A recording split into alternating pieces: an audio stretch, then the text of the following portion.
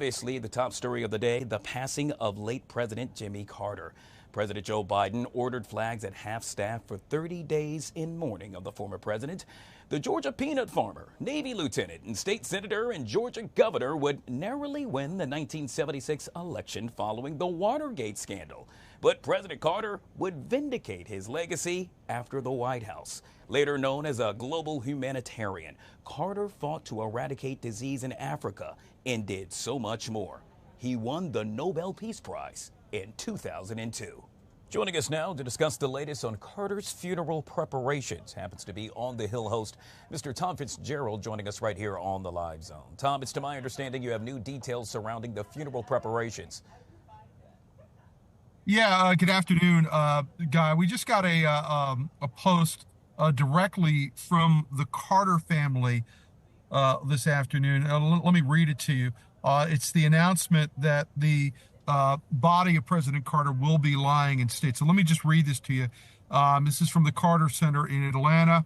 It says, today, in recognition of his long and distinguished service to the nation, the Congress of the United States has graciously extended an invitation to the Carter family for former U.S. President Jimmy Carter to lie in state in the Rotunda of the United States Capitol in Washington, D.C.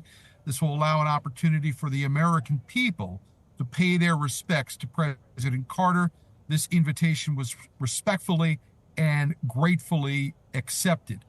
That's the message today, Guy, from the Carter family and now the Carter Center, which, as you know, has been the institution for which Jimmy Carter founded and, for the last 43 years now has used as a launching point for his efforts, around the world in his post-presidency, not only in his projects here in the United States, but around the world.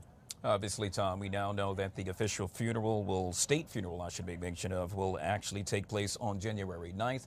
That confirmed by the White House, as well as a number of folks still mourning the fact that this man was, well, not only president, but a humanitarian in so many ways, Tom.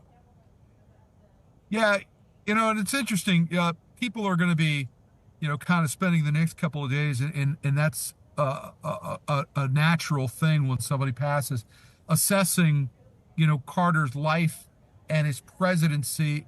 It's been striking to me just in the last 24 hours since his death was announced, the contrasts of his presidency and his post-presidency. When Jimmy Carter ran for president, he was known for a big, broad smile.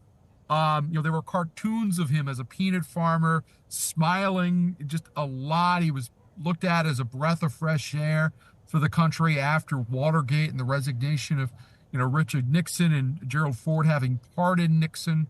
So when Jimmy Carter came into office, in January of 1977, there was a lot of optimism. There was a lot of hope. World and domestic events quickly overtook Carter's presidency. We could go down a long list, and I'm sure you're going to have other guests talk about this. The energy crisis, the gas lines, the recession, inflation that hit the country in the late 70s.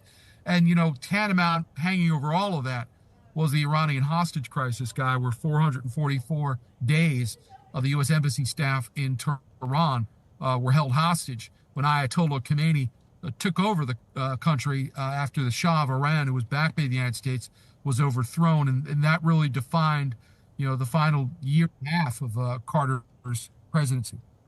Obviously, a man that will be remembered for quite some time. Flags will continue to fly at half-staff as ordered by President Joe Biden. Tom Fitzgerald, of course, On the Hill host, joining us right here on the Live Zone. Good to see you, Tom. As well. Take care, Guy.